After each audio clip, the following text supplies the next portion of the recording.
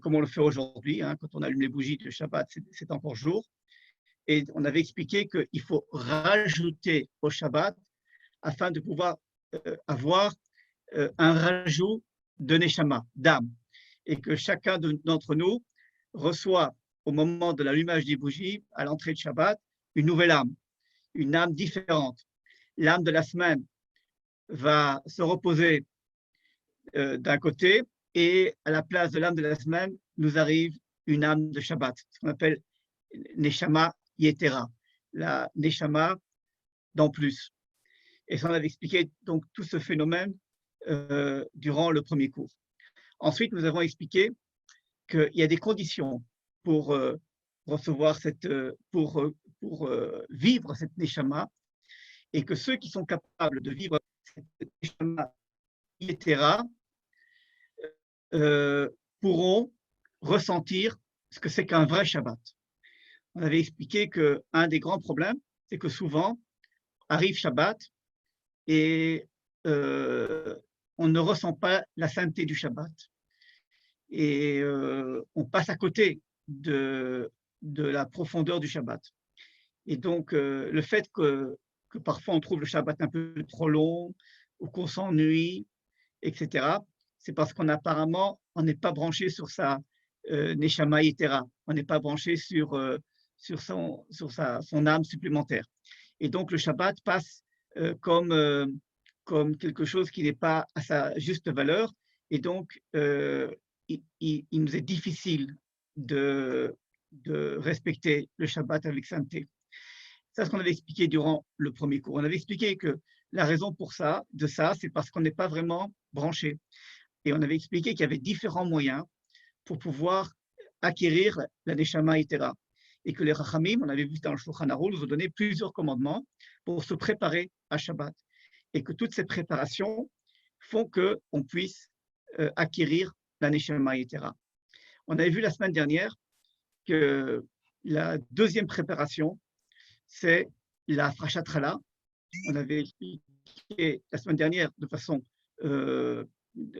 très expliquée que les valeurs profondes de ce que c'est que la Frachat Chala. On avait expliqué en quelques mots que la Frachat Chala, c'est tout simplement prendre de la farine et prendre de l'eau, et que la farine représente le monde de la matière, et l'eau représente la Torah, et qu'il fallait assembler les deux, en faire une pâte pour rassembler et pour unir le côté matériel avec le côté spirituel. Du fait que si on arrive à faire ça, on va, par le biais des biens matériels pendant Shabbat, c'est-à-dire pendant le repas, le kiddush, les bonnes chalotes, le repas, on va manger, mais on va en fin de compte ressentir la Torah, la Kedusha. Et donc, on prend une petite partie de la pâte pour faire Afrashat Chala, et c'est ce qu'on avait expliqué très longuement la semaine dernière. Aujourd'hui, on va passer au quatrième chose qu'il faut faire avant Shabbat, et ce qu'on appelle Chechitza be'erev Shabbat. C'est le fait de se laver avant Shabbat. Une douche ou un bain. Il y a, contrairement à ce que peut-être vous pensiez, il y a dans le Shulchan Aruch une halakha qui nous oblige à prendre sa douche avant Shabbat. C'est écrit dans le Shulchan Aruch, et est écrit Sarich lachin et tagouf likrat Shabbat. Il faut préparer le corps à la venue du Shabbat. Avzeb miklal mitzvat kvod Shabbat. Et ça fait partie de la mitzvah qu'on appelle kvod Shabbat, honorer le Shabbat.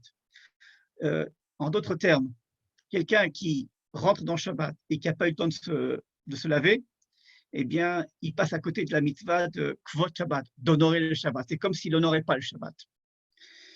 Les fichar amur chachamim, et c'est pour ça que nous ont dit nos sages dans le traité de Shabbat, c'est mitzvah litrachetz likrat Shabbat, והרחצה צריכה להיות במים חמים. Et le Shulchan Aruch nous rajoute un élément important, c'est que pour se laver avant Shabbat, il faut se laver à l'eau chaude. Ça c'est important. C'est-à-dire, et il nous dit que ceux qui se lavent pendant Shabbat à l'eau froide ou à l'eau tiède, l'eau qui aime est un mitzvah, n'ont pas réalisé la mitzvah. Vous voyez comme ça va dans les moindres détails. Donc, pas question de prendre une douche froide ou même en été quand il fait très chaud et qu'on veut prendre une douche tiède ou froide, eh bien, ça ne compte pas, c'est pas ça la mitzvah. De cette mitzvah, nous sont rajoutés d'autres éléments, comme le fait de se couper les cheveux. Si déjà on veut se couper les cheveux, eh bien, le mieux c'est de le faire vendredi avant Shabbat, ou alors se raser pour les garçons, ou alors couper les ongles. C'est aussi important de le faire Dafka Yom Shishi, Achare Chatzot, dans la deuxième partie de après-midi, après le après-midi du Shabbat. Et pourquoi faut-il le faire, Dafka? Pourquoi c'est important de le faire, Dafka, avant Shabbat, pour qu'on puisse relier ces éléments-là à la préparation du corps au Shabbat. Donc, on apprend d'après le Shulchan Aruch qu'il y a une mitzvah de préparer le corps à l'arrivée de Shabbat. Voilà en ce qui concerne le Shulchan Aruch et la halacha. Je suppose que là, jusqu'à là, c'est pas compliqué et tout le monde a compris. Maintenant, si je vous posais la question, pourquoi d'après vous, la halacha nous oblige de prendre une douche ou un bain à l'eau chaude avant Shabbat, qu'est-ce que vous me répondiez? Pour être propre. Pour être propre Pour être avant propre. Shabbat. Voilà. Voilà. C'est ce que tout le monde répond. C'est-à-dire qu'on pense qu'effectivement, c'est bien d'être propre avant Shabbat pour Shabbat, pour les prières et tout ça. Ouais, c'est sympa de dire ça, mais c'est pas la raison. Pourquoi? Parce que si déjà il faut être propre toute la semaine, et toutes les semaines on prie, on fait de la gdusha, on fait des brachot et tout ça. Et si on veut uniquement nous parler d'une question d'hygiène et de propreté, on ne le ferait pas rentrer dans les halachot de la préparation Shabbat. Or, on ne ferait pas rentrer ça pour, je sais pas, tous les matins, il faut peut-être, c'est pas. Or, ici, ça fait partie d'Afka de la préparation Shabbat. C'est-à-dire, quel est le rapport qu'il y a entre se laver et se préparer au Shabbat, et qui n'est pas une raison d'hygiène, de propreté, parce que ça, comme je viens de le répéter, je le répète, ça c'est commun à toute la semaine.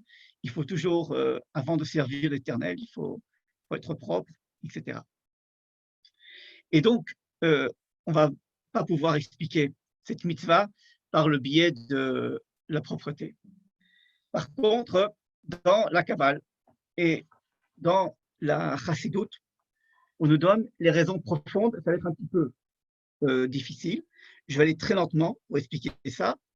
Et je vous demanderai de votre côté de ne pas hésiter et de m'arrêter si les choses sont trop difficiles. Je vais vraiment essayer d'expliquer ça de façon la plus simple possible. Et je vais me référer à un chapitre du livre de Rabbi Nachman de Breslev, de l'Ikouté Moharan, au chapitre P. Bet. Et voilà ce qu'il nous dit mot pour mot. Je vais vous dire, je vais vous lire les 2-3 phrases en hébreu et on va les traduire en français. Et voilà maintenant la kavana. Kavana, vous savez ce que c'est qu'est-ce qu'il faut avoir, quelle est l'intention profonde du fait de se laver la veille de Shabbat. Ki az klipot noga nichlelet begdusha, parce qu'il y a une clipa. En français, une clipa, c'est une écorce. On va expliquer ça dans quelques instants. Et cette écorce, elle s'appelle noga. Les écorces, on va le voir dans quelques instants, lorsque la Kabbale nous parle d'écorce, elle nous parle de choses qui sont impures. Il y a différentes écorces. C'est comme si le fruit était enfermé à l'intérieur de quelque chose qui le couvre et qui ne nous permet pas d'y arriver parce qu'il est couvert. Comme une noix, on ne peut pas manger la noix parce qu'il y a son écorce. Et donc, dans le langage de la Kabbale, l'écorce, contrairement au fruit, c'est la partie impure. Et il faut la briser pour arriver au fruit. Et donc, une des écorces s'appelle Noga. Et ואז קליפת נוגה נכללת בקדושה, ואז חפצים גם שלושת הקליפות לעלות ולאחוז בקדושה. Une des clipotes, elle s'appelle Noga. On va bientôt expliquer qui elle est. C'est une clipa un peu, c'est une écorce un peu particulière. Que cette écorce, elle est à mi-chemin entre l'impur et le pur. Si tu la pousses vers le pur, elle devient pure. Si tu la pousses vers l'impur, elle est impure. C'est pas comme les autres. Les autres, ils sont ou impurs ou purs. Mais Noga, elle est moitié-moitié. C'est-à-dire qu'elle est au milieu. Tout dépend de quel côté elle va être influencée. Et on va voir dans quelques instants, c'est que lorsque Noga décide de se purifier et de quitter l'impureté pour devenir pur pour Shabbat, du coup, les trois autres clipotes, on va en parler dans quelques instants, vont, elles, la suivre et essayer de rentrer avec elle dans la sainteté de Shabbat, ce qui est très dangereux. Et nous dit Rabbi Nachman, et c'est pour ça qu'il faut de l'eau chaude. Je continue. Ah bon, on va s'arrêter là. Donc, pour bien comprendre ces 2-3 phrases qu'on vient de lire du Likutei Moharan, il faut qu'on explique un petit peu de quoi on parle. Toute cette histoire d'écorce, de clipote, nous sont enseignés dans un passouk du livre de Yecheskel, au premier chapitre, dans une sorte de songe qu'a eu le prophète Yecheskel. Et voilà ce qu'il a dit. Il a eu ce qu'on appelle Markava. Il a vu comme il a eu une vision de prophétie et il a vu le trône céleste sur lequel était assis Hachem. Bien sûr, ce sont des images. Hein, ne vous imaginez pas qu'Hachem il a un trône et qu'il est assis. Mais il y a une vision comme ça. Ça veut dire qu'il a vu, il a réussi à monter et à voir ce qui se passe en haut, dans le monde des âmes. Et il a vu la lumière d'Hachem, comme s'il était comme un roi assis sur son trône. Et ensuite, il nous dit, Vaera veine ruach seara. Et du coup, il y a eu un vent. Retenez le mot ruach. Ruach seara. Un vent de tempête. Chez Baminat Safon, qui est venu du nord. Ve'anan gadol. Et ensuite est arrivé un grand nuage. Ve'esh mitlakachat. Et ensuite est arrivé un feu qui s'est allumé. Je répète, et il a vu apparemment la lumière d'Hachem, et c'est très important de voir qu'est-ce qui se passe autour de la lumière d'Hachem. Il y avait la tempête, Ruach Seara, il y avait le grand nuage, Anan, et il y avait Esh Mitlakachat, et il y avait un feu. Et ensuite, et cela était vraiment, il était vraiment en train de porter atteinte au trône céleste. Et ensuite, il a vu Venoga Losaviv. Et ensuite, il a vu cette fameuse Noga, qui, elle, était autour, comme un avion, comme un hélicoptère qui fait des tours, qui entourait le tout. Alors, on va essayer de comprendre ça.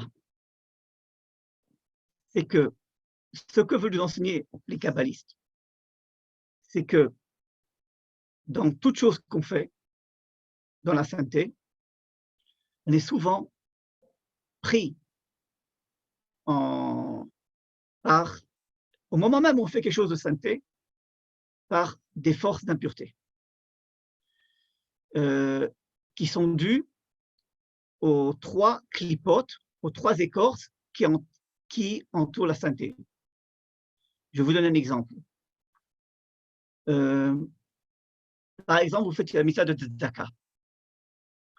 Vous voyez un pauvre dans la rue et vous lui donnez de l'argent. Alors, la mitzvah en elle-même, de donner la tzedaka, ça c'est Hachem, c'est la sainteté, c'est la pureté, c'est la Torah. Et donc, si ça s'arrêtait là, vous seriez dans le niveau le plus élevé. Seulement, souvent, une fois que je fais cette mitzvah, ou même avant de me décider de donner de l'argent, du coup, il y a des tas de choses qui rentrent dans ma tête, comme l'honneur, les gens qui me regardent, la fierté, le sentiment que je suis quelqu'un de bien. Hein. Vous donnez de l'argent, la personne vous dit merci, ah, tu te dis, je suis quelqu'un de bien, ou des tas de choses qui n'ont rien à voir avec la mitzvah. Eh bien, ça, c'est un exemple concret de ce que font les clipotes par rapport, donc, les écorces impures, par rapport à la sainteté. Est-ce qu'à ce niveau-là, vous comprenez tout ce que je viens de dire? Est-ce que c'est clair? Oui. J'ai compris, mais juste, est-ce que ces clipotes, tout le monde les a ou Nagid, les tzadikim, ils n'ont pas ces clipotes-là? C'est quelque chose qu'il n'y a pas tout le monde qui a. Ok, très bonne question. Alors, la réponse, c'est que tout le monde les a, seulement pas tout le monde arrive. Ça dépend comment tu te mesures avec ces clipotes. Tu as raison de dire que les tzadikim ont des forces de Gdusha tellement importantes que même si les clipotes avaient l'intention de les balbel, de dérouter, eh bien, ils n'arriveraient pas parce que la Gdusha est tellement importante qu'ils n'arrivent pas à se mêler dans les intentions du tzaddik. Un rachat, par contre, alors lui, on va voir ça dans quelques instants, c'est le chapitre d'après, on va voir, lui, il a d'énormes difficultés de faire même des mitzvot sans clipote. Alors, pour bien comprendre, alors ça, c'est un... tout le monde a compris, à part ça, tout le monde, ça va, je peux continuer? Merci beaucoup. Oui, bon. Non? Quelqu'un dit non? Oui? Ok. Oui, c'est très bien. Ok. Alors, tout ça, c'est pour les 3 écorces d'impureté. Je répète, Ruach She'ara, la tempête, Anan Gadol, le nuage, et Esh Mitlakachat. Ce sont ces 3 mauvaises, impures clipotes, écorces. Et ça, on a compris. Maintenant, il y en a une 4e. Et cette 4e, elle est beaucoup plus compliquée que les 3 autres. Ce qu'on appelait la clipate de Noga, l'écorce de Noga. Pourquoi? Parce qu'elle est à double tranchant. Elle a un double visage. Il y a, elle passe une fois d'un côté, une fois de l'autre. Parfois, elle est dans le monde de l'impureté. Et donc, elle se rajoute aux 3 autres et devient la 4e. Mais parfois, elle est dans la Gdusha. Donc, elle fait un mur. Elle protège la Gdusha. Donc, la Klipat Noga, il faut l'avoir avec nous avant Shabbat pour intensifier la Gdusha. Parce que si elle n'est pas avec nous, elle va du côté de la Touma et elle va vraiment nous casser le Shabbat. On expliquera après en quoi c'est lié au Shabbat. Mais elle va casser tout. Elle va donner plus de force aux forces de la Touma. Alors, un peu pour lier à ce que Shirel a posé comme question il y a 2 secondes, il faut savoir que, ça vous devez déjà le savoir, qu'il y a 4 mondes en parallèle, d'après la Kabbale. Il y a ce qu'on appelle le monde de la Tzilut, qui est le monde d'Hachem, qui est au-dessus de nous. Il y a le monde qu'on appelle Bria. On a le monde de la Yetzira et on a le monde de la Siya. Ça vous dit quelque chose que je vous dis maintenant ou c'est la première fois que vous entendez ça? Non, c'est la première fois. Bon, Par alors contre, on l'avait entendu. bon, alors on va juste expliquer ça en quelques mots. Dieu n'a pas créé un seul monde. Il a créé 4 mondes parallèles. C'est-à-dire que, bon, je m'excuse de l'expliquer de façon tellement simple, parce que comme ce n'est pas vraiment le sujet du cours, je ne vais pas trop m'éterniser là-dessus, mais sachez qu'il existe 4 mondes. C'est-à-dire que, ou je dirais plus exactement, c'est le même monde, mais qu'on peut vivre de 4 façons différentes. Alors, le monde le plus parfait, c'est le monde d'Hachem, où il n'y a pas de mal, du tout. Le mal, même le mot mal n'est pas capable de… Ce monde n'a pas de raison d'être dans le monde d'Hachem, c'est un monde où il n'y a que le bien.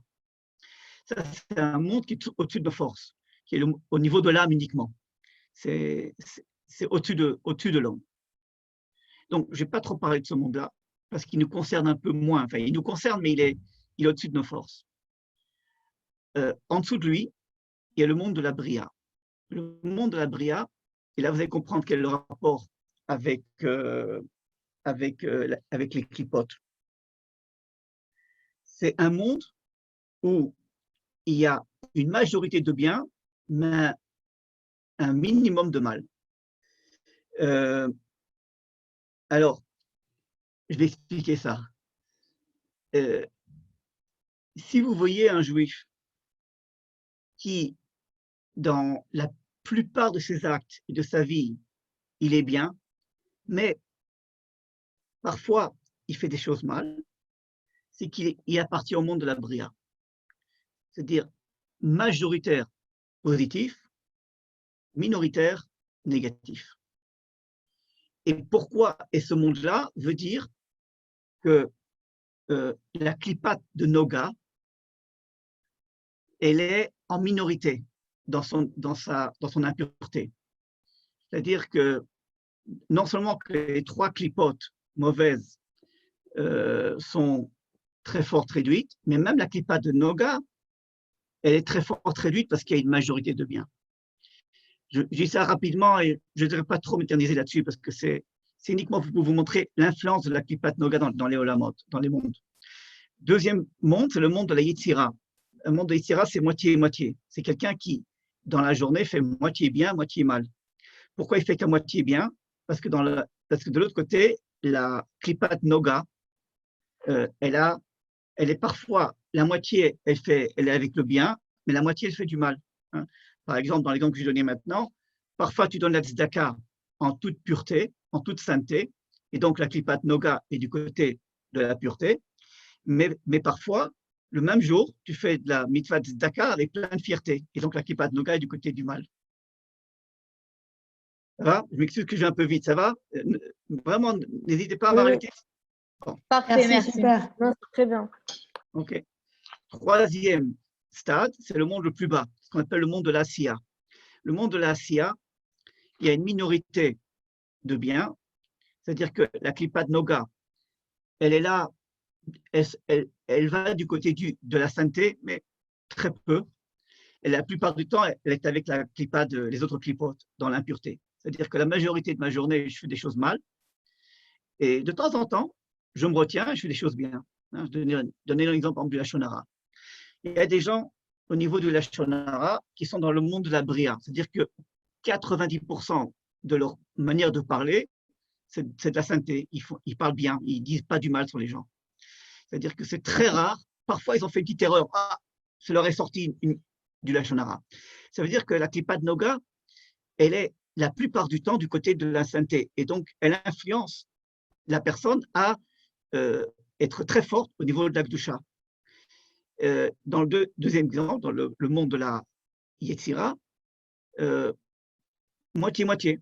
Avec certaines personnes, je me retiens, je ne fais pas de la shonara, mais avec d'autres, dans ma famille, avec mes copines et tout ça, là, je fais du lachonara. C'est-à-dire que je fais moitié-moitié, tout dépend un petit peu les circonstances. Ça veut dire que la Klipat Noga, tant que ça m'arrange, je la prends du côté de la Kedusha. Quand ça ne m'arrange pas, je la prends du côté de l'impureté.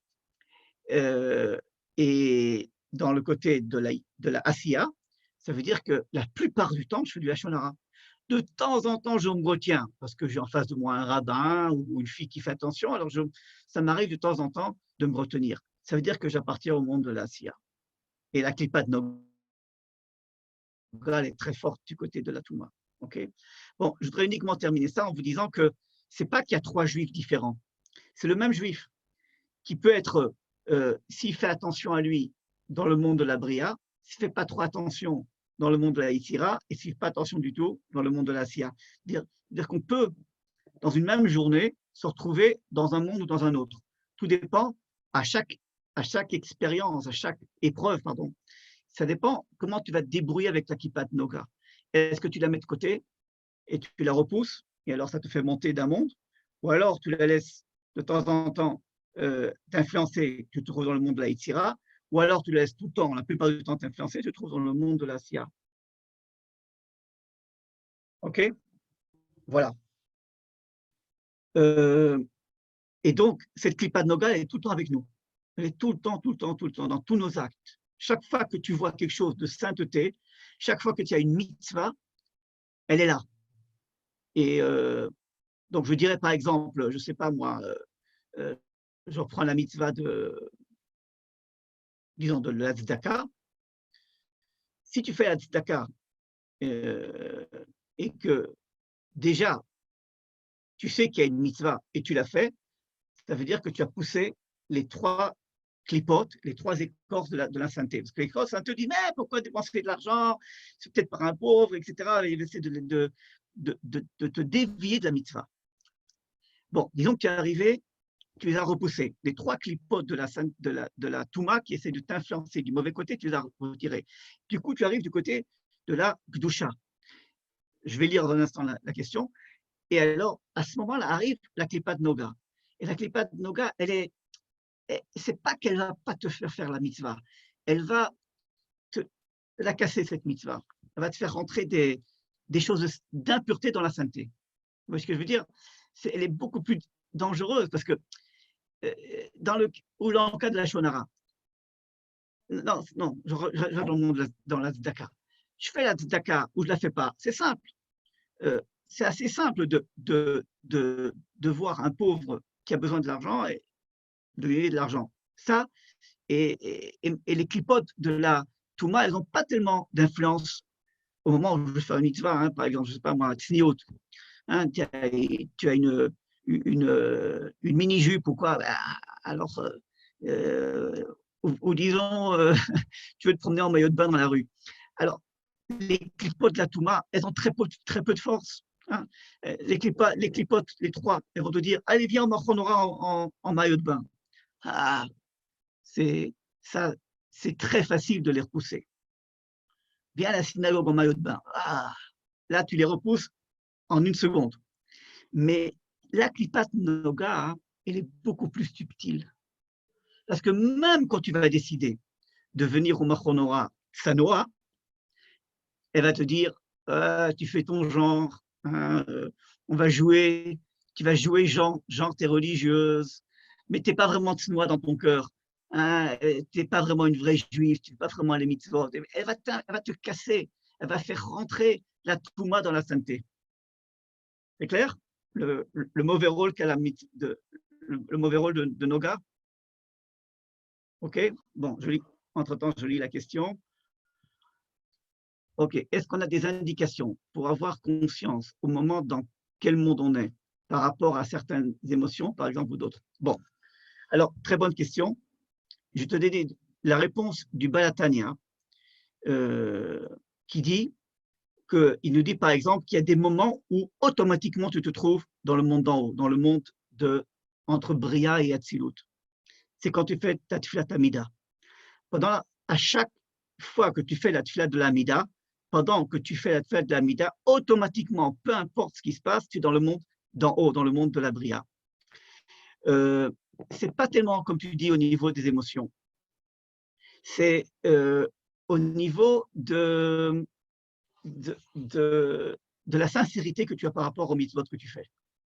Est-ce que la mitzvah que tu as faite, elle a été faite sincèrement, par l'amour d'Hachem, par l'amour de la Torah, par la véritable conviction que c'est la vérité et qu'il faut la faire, ou alors est-ce que tu l'as fait parce qu'il y a des tas d'éléments qui sont intervenus et qui t'ont poussé à le faire, bien que tu n'étais pas vraiment, convaincu, mais tu t'es laissé, comme par exemple l'influence de la société, etc. Donc, quand tu as fait une mitzvah et que tu as le bon, je prends ton expression, les émotions, et que tu ressens la valeur de la mitzvah, tu es dans le monde de la bria.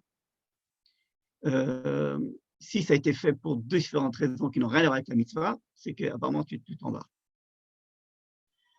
Voilà. Alors, on continue. C'est assez intéressant. Oui. Je m'excuse, j'ai une autre question. Est-ce que Oui. c'est possible de contrôler cette clipa de Noga? Est-ce que c'est Ah, bien possible sûr. d'avoir une influence sur cette clipa? Mais bien sûr, on va le voir dans quelques instants, les moyens de se mesurer avec elle, bien entendu, mais c'est notre rôle. Parce que je vous ai dit, c'est le principal problème dans les mitzvot. Le problème, il n'est pas tellement au niveau de l'impureté. Hein. Par exemple, Shabbat. Et je pense qu'il n'y a personne qui est arrivé à un certain moment au milieu de Shabbat d'avoir envie d'allumer la lumière ou d'allumer une cigarette. C'est pas tellement la véritable épreuve d'un homme, c'est pas du tout par rapport à l'impureté. C'est par rapport à des choses qui sont dans le monde de la pureté et que malgré tout, tu te permets de ne pas faire comme il faut le faire. Alors, on va expliquer par la suite qu'il faut. On va expliquer, mais c'est tout le temps qu'on a ce problème-là. C'est très rare de ne pas avoir la noga entre les pieds. Ok, merci. Ok.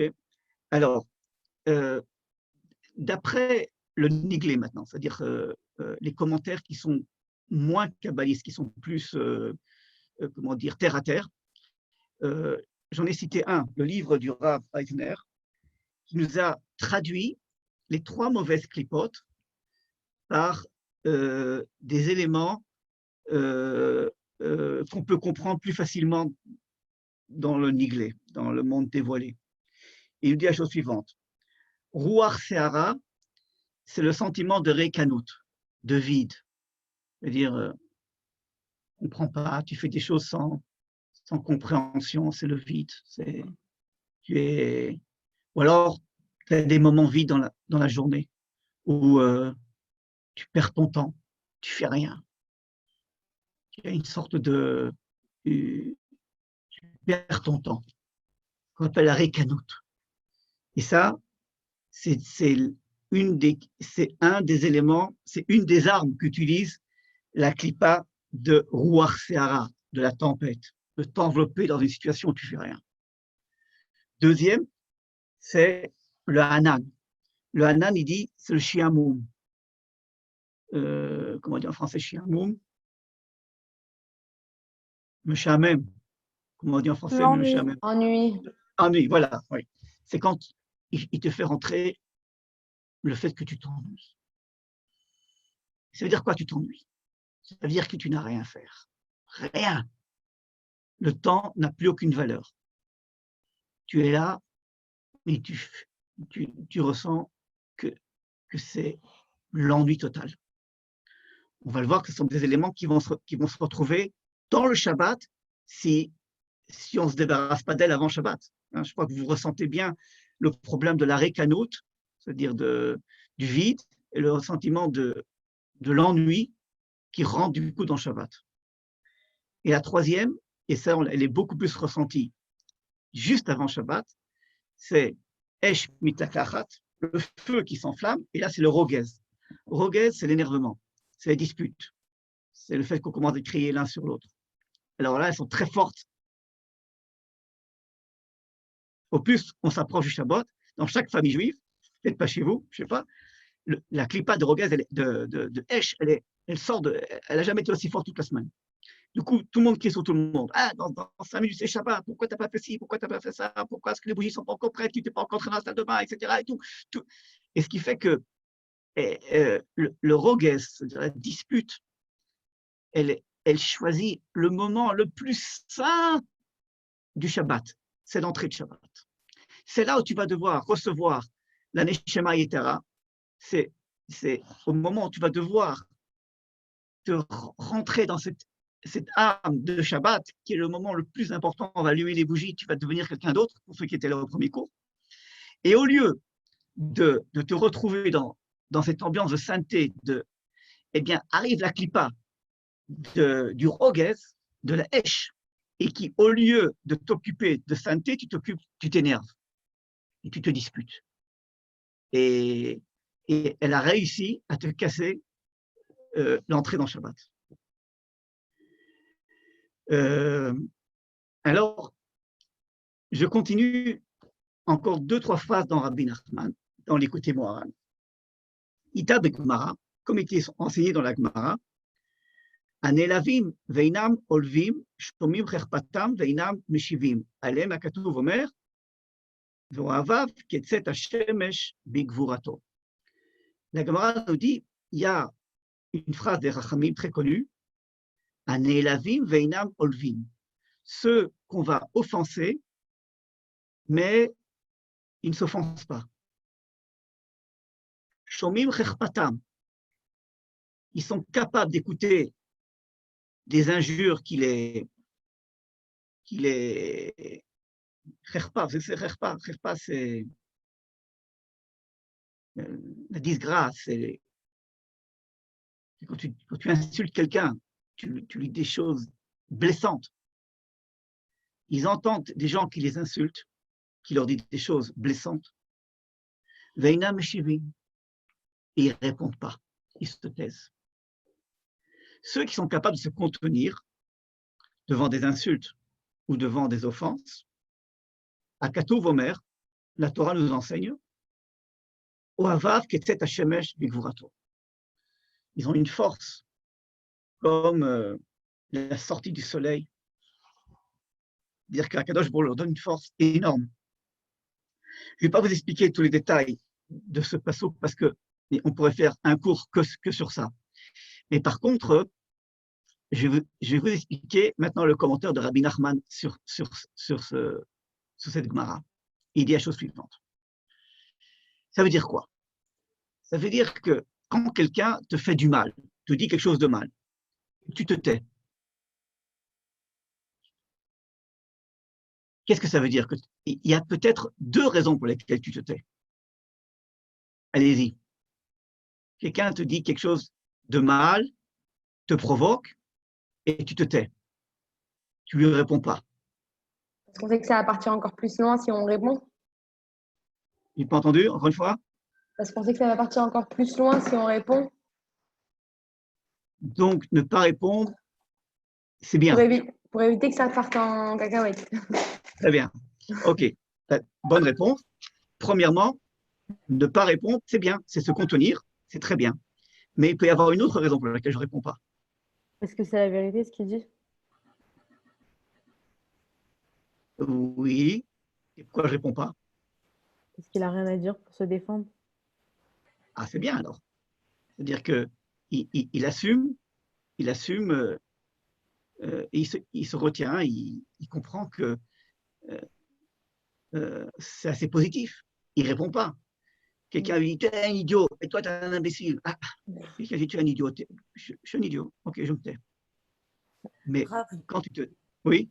Grave. Des fois, on n'a pas la répartie. On peut être surpris sur le moment et on n'a pas la répartie. Et après coup, ça peut ruminer dans la tête. On pourrait dire, oh, ben, on aurait pu dire ça. Ou...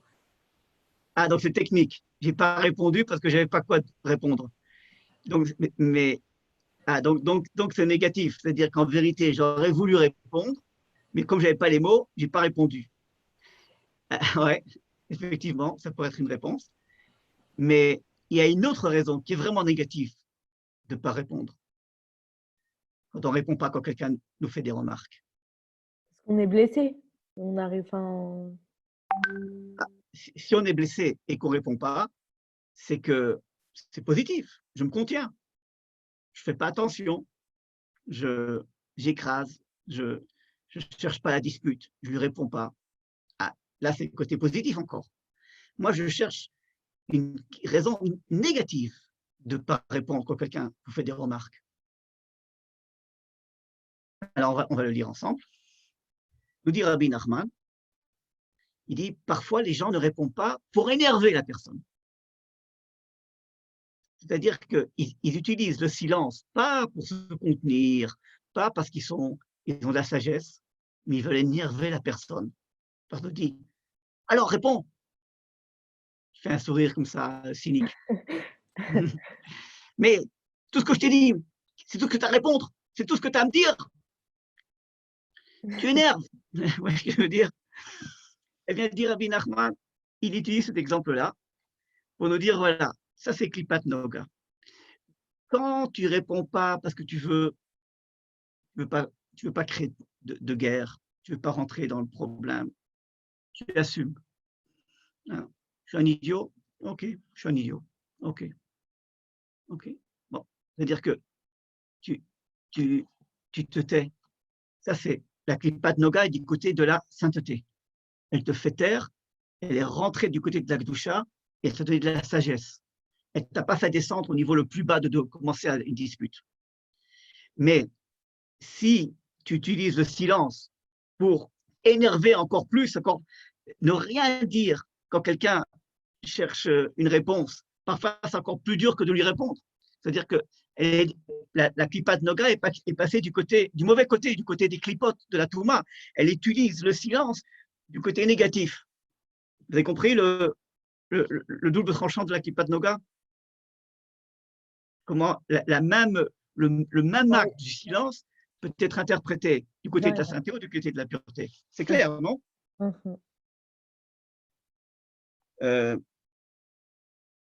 Continue Rabbi Nachman et il nous dit, c'est la raison pour laquelle on fait la Brit Mila.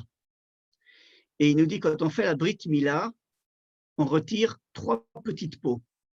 Et c'est en fonction des 3 clipotes, des 3 écorces d'impureté.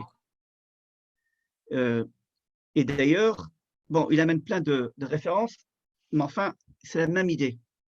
C'est la même idée aussi qu'il faut attendre 3 ans avant de manger un fruit. C'est uniquement la 4e année, il faut surpasser les 3 stades des écorces. Il y a des gens qui disent que c'est la raison pour laquelle on ne coupe pas les cheveux aux enfants les 3 premières années. Enfin bref, et je ne vais pas rentrer dans tous ces détails-là. Et donc, on arrive maintenant à notre devoir. Et après ça, on va essayer de terminer sur Shabbat. Ce qui est très important dans ce que je vous ai enseigné aujourd'hui, c'est que, premier enseignement, très important, c'est qu'il est interdit de rester au milieu. C'est-à-dire, parfois, on vous dit, ah, tu sais quoi, reste au milieu. Parfois, on dit, la meilleure solution, ne va pas à gauche, ne va pas à droite, tu restes au centre. Et souvent, on fait l'éloge de gens qui sont, par exemple, pour qui tu votes? Pour la gauche ou pour la droite? Oh, moi, je suis au centre. Je suis ni pour l'un, ni pour l'autre. Alors, souvent, on dit, ah, c'est bien ça. Hein, c'est bien. Elle n'est pas d'un côté ni de l'autre. Eh bien, selon la chorma de la Kabbale, selon la Kabbale, c'est exactement le contraire. Se retrouver au centre, c'est être en plein dans la klipa de Noga. C'est-à-dire, ça veut dire que d'un côté, tu vas pouvoir tomber peut-être dans la sainteté, mais au même moment, tu vas pouvoir tomber dans l'impureté. Et donc, c'est pas bien de rester au centre. Parce que rester au centre, ça n'est pas prendre position. Et quand tu prends pas de position, ça veut dire que d'un côté, tu seras... Hein, la Suisse était neutre pendant la guerre. Hein, on dit qu'elle était neutre. Ça veut dire quoi qu'elle a été neutre? C'est-à-dire que de temps en temps, elle a aidé les nazis et elle a collaboré avec les nazis. Et de temps en temps, elle a ouvert sa frontière pour sauver les Juifs. Donc, cette neutralité a fait en sorte que de temps en temps, eh bien, ça nous a servi, des Juifs ont été sauvés quand ils ont réussi à passer la frontière pour arriver en Suisse. Mais de temps en temps, ils se sont retrouvés en Suisse et ils ont été dénoncés par la police suisse qui a collaboré avec les nazis. Vous voyez ce que je veux dire? Cette situation où tu es, on dit en français, ni figue ni raisin, tu es ni d'un côté ni de l'autre, et qu'on éloge tout le temps en disant « Ah, c'est bien d'être neutre et tout ça ». Mais non, c'est pas bien d'être neutre. D'être neutre, c'est que tu es en plein dans la clipa de Noga. La clipa de Noga, quand tu es au centre, elle va un jour t'influencer à gauche, une fois à droite. et tu resteras jamais juste au centre. Ça n'existe pas, le centre. C'est être au centre, ça veut dire de temps en temps à gauche, de temps en temps à droite. C'est ça que ça veut dire. Et donc, c'est mauvais, parce que tu vas te retrouver de temps en temps du mauvais côté. Là-dessus, disait le Baal Shem Tov, c'est comme il est écrit dans le Shema Israël, « Vesartem v'avadetem elokim acherim ». Il dit, il y a des moments où tu dévies et tu te retrouves déjà dans le côté de Avodat et Elim. Bon, je ne vais pas entrer dedans, c'est un peu compliqué. Mais je vais vous raconter une autre histoire chassidique du rabbi de Kotsk. Un jour, il y a des juifs qui sont venus chez le rabbi de Kotsk. Et il a demandé au rabbi de Kotsk, qui était un grand maître de la chassidoute, il y avait à l'époque une grande dispute entre deux courants dans le monde juif, et il fallait trancher. Et le rabbi de Kotsk, qui était connu pour être quelqu'un qui tranchait très vite, avait tranché pour l'un des camps.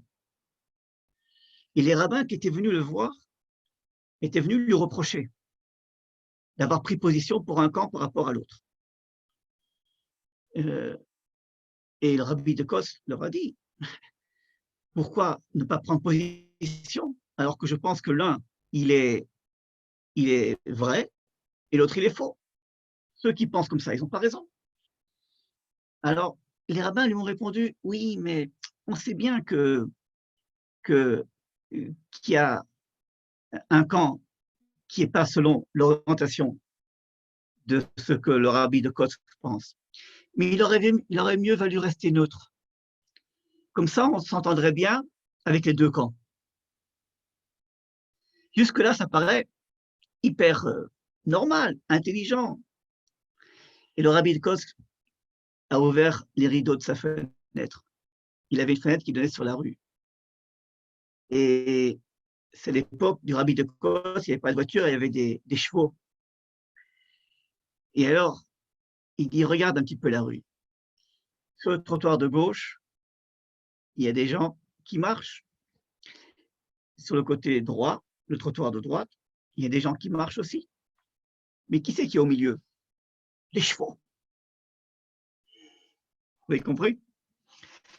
Les chevaux, les animaux. Si tu es un homme et que tu as de l'intelligence, tu vas te retrouver ou sur le trottoir de gauche ou sur le trottoir de droite. Le milieu appartient aux animaux, à ceux qui n'ont pas de date, qui n'ont pas de possibilité de trancher. Nous, on a la force de trancher. Bon, c'est pas évident, hein, ce que je vous dis maintenant, c'est pas clair, c'est pas toujours évident. Il faut être parfois sadique pour pouvoir trancher d'un côté ou de l'autre. Mais une chose qui est certaine, c'est que ce qu'on appelle le juste milieu, c'est jamais le juste milieu. C'est toujours d'un côté positif, d'un autre côté négatif. Sauf. Alors, le temps est arrivé de terminer l'introduction pour revenir au cours.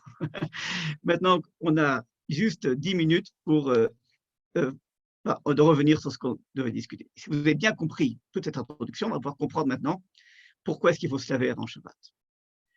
Eh bien, nous dit les Chachamim que cette situation où tu es tout le temps en guerre avec les écorces d'impureté et la klipat noga en particulier, elle est présente dans toute la semaine.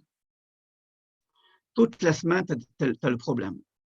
Ce problème de te retrouver ou en train d'étudier la Torah, ou en train de faire des bêtises, ou en train de… Bref, il y a tout le temps. Et alors, il y a la klipat noga au milieu qui va te justifier des choses qui sont malgré tout peut-être mauvaises, mais qui va utiliser et va se renforcer pour te convaincre même, bien que ce soit mauvais, c'est bon. Ça, c'est un petit peu un des rôles de la klipat, de l'écorce de noga. Alors, ce que nous disent les kabbalistes, et je vais faire référence maintenant à un livre, un sidour, qui s'appelle le Sidour Kol Yaakov, qui est un Sidour de kabbaliste où toutes les prières sont expliquées par les kavanot, par les intentions de la Kabbale, selon le Harizal. Et donc, ça vous paraît comme un Sidour normal. La seule différence, c'est que quand vous lisez ce qui est écrit à côté des mots ou à côté des phrases de la prière normale, il vous dévoile des secrets de la Kabbale selon le Harizal. Et j'ai ouvert ce Sidour pour voir qu'est-ce que sur ce qu'avait écrit le Kol Yaakov sur les préparations au Shabbat, c'est-à-dire juste avant l'allumage des bougies de Shabbat. Et là, il a tout un chapitre qui parle de la préparation au Shabbat concernant la douche, ou enfin, la rechitza, comme on dit, se laver. Et il amène tout un développement kabbaliste, je ne vais pas vous le dire maintenant, mais il explique en quelques mots qu'est-ce qui va se passer au moment du bain, de la douche. Et il dit, Akol besod, pashateti et kutanti, rachatzti et raglai vechole. Il amène un passouk de Shir HaShirim en disant, j'ai retiré ma robe et je me suis ratzti, je me suis lavé. Et il dit, il y a derrière ce passouk un remez, un sous-entendu de la Kabbale. Et il dit, c'est comme la fiancée qui se prépare à rencontrer son fiancé, son mari. Eh bien, nous, c'est comme pour Shabbat. Pour vraiment s'unir, il faut se dévoiler, il faut se laver. Et donc, on avait déjà expliqué que tout le vendredi soir, c'est une grande histoire d'amour entre Hachem et Am Israël, les Chadodi, les Krat Kala. Je vais vers mon amoureux, vers ma fiancée. Et donc, je vous résume parce que il nous dit, et donc il faut avoir l'attention au moment où on rentre dans la douche, comme si une fille prenait sa douche pour sa choupa, pour son mariage, ou qu'elle allait à mikvé pour se purifier avant le mariage. Avec toutes les intentions qu'il faut avoir de comprendre que quelque chose de nouveau s'ouvre pour elle. Et ce n'est pas une question de propreté. Hein, quand on va au mikvé ou quand on se prépare pour son mariage, ce n'est pas une question de propreté. C'est quelque chose de beaucoup plus profond. Et il nous dit qu'il faut avoir cette même attention qu'il faut avoir à l'entrée de Shabbat au moment où on rentre dans la douche. Et il va plus loin et il nous dit il y a un passouk qu'il faut dire, ça c'est pour ceux qui veulent vraiment aller suivant la Kabbale. Il dit avant même de se déshabiller et de rentrer dans la douche, il faut dire Vaya nishar betzion vanotar b'Yerushalayim kadosh ve'omar lo kol hakatuv lechaim b'Yerushalayim im rachatz Adonai et tzat bnot Sion. Bref, il y a un passouk qui parle de se laver. Et il dit, après avoir dit ce passouk, on rentre dans la douche, on aura l'intention, et c'est comme ça qu'on va terminer maintenant le cours, on aura l'intention, au moment où on se douche sous l'eau chaude, de se séparer, ou plus, pas uniquement des clipotes des trois écorces impures, mais de blanchir, de nettoyer la klipat noga. C'est-à-dire qu'on va, la douche, l'eau chaude, va influencer la klipat noga de se retrouver pendant 24 heures que du côté positif, que du côté de la kedusha, que du côté de la sainteté. Et si on a cette intention-là, on est prêt. Je vais vous dire pour terminer, le danger de ne pas s'occuper de la Klipat Noga à l'entrée de Shabbat, c'est que si on n'est pas conscient qu'elle est là et qu'il faut la neutraliser et qu'il faut la convertir du côté de la sainteté, on risque d'accueillir Shabbat avec la Klipat Noga. Alors, je veux dire ce qui peut arriver. Ce qui peut arriver, par exemple, je crois qu'on l'avait déjà dit, c'est que tu vas rentrer, disons, prenons un exemple. Tu vas arriver au repas de Shabbat. La Klipat Noga, elle va te faire apprécier le repas parce que le repas, il est bon. Parce que c'est un bon repas.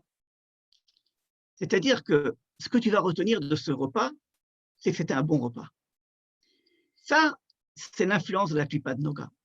Au lieu que tu ressens de la sainteté pendant le kiddush, pendant Amotzi Lechem Minaret, pendant que tu manges et que tu ressens que le repas t'élève vers la sainteté de Shabbat, il va rester au niveau d'un bon repas. À la limite, j'aurais fait le même repas dans un bon restaurant 5 étoiles, j'aurais été aussi content que de repas de Shabbat. Vous voyez ce que je veux dire?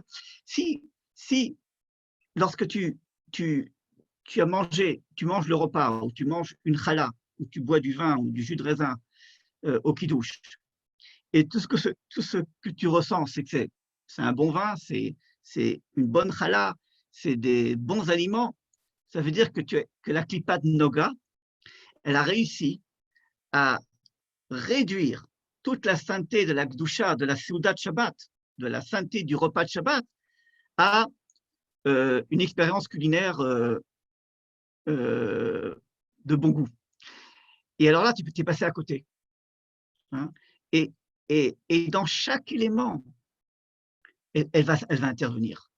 Elle va intervenir au moment de l'allumage des bougies, elle va intervenir au moment du kiddush, elle va intervenir au moment de Hamotzi, elle va intervenir au moment où tu vas manger le repas, elle va intervenir au moment où il faut dormir. On verra que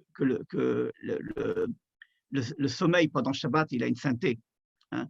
Toi, comment tu vas le voir? Je vais me reposer, c'est un bon jour de repos, hein, comme chez les goïms. Elle va intervenir dans tous les éléments.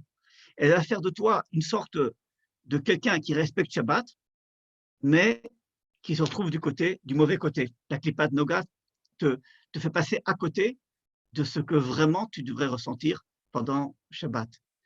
Et donc, d'où l'importance de bien la purifier, de bien la prendre du bon côté avant Shabbat. Et ça, c'est l'intention qu'il faut avoir lorsqu'on prend sa douche ou son bain avant Shabbat. Ce n'est pas uniquement une question de propreté, c'est une question de sainteté, de préparation du corps. Le corps, même ce qui est corporatif, ce qui est matériel, commence à avoir une certaine sainteté. L'esprit que tu dois avoir lorsque tu sors de ta douche et que tu t'habilles pour Shabbat, c'est pas je suis propre, hein, parce que je prends ma douche au milieu de la semaine aussi. C'est le sentiment que je suis quelqu'un d'autre. C'est que quelque chose s'est passé en moi. Lorsque je m'habille et que je suis propre pour Shabbat, que j'ai pris ma douche, ou les garçons quand ils vont à la mikveh, eh bien, c'est que le sentiment, c'est pas que tu es propre, c'est que tu es saint, tu es pur. Et ça, c'est quelque chose que tu ne ressens pas quand tu prends ta douche le matin à l'internat ou quoi, parce que tu veux te laver. Si c'est ça que tu ressens, c'est qu'apparemment, tu n'as pas réussi à maîtriser la Klipat Noga. Elle va dire, ah, t'es propre. C'est bien d'être propre. Voilà. C'était clair ou c'était un peu trop profond? C'est très clair. C'est génial, merci. Merci Génial. beaucoup, Rav. Voilà. Alors, on termine aujourd'hui. Et la semaine prochaine, on parlera d'un sujet qui intéresse beaucoup les filles. Ce sont les vêtements de Shabbat. Il y a là aussi des raisons de la Kabbale. Pourquoi il faut changer de vêtements et pourquoi il faut s'habiller différemment Shabbat, etc. Ce sera le sujet de la semaine prochaine, Bineder. Merci Voilà. beaucoup, Rav. Merci. Merci beaucoup. Kol tov. Shalom, shalom. Merci beaucoup. À vous aussi. Au revoir.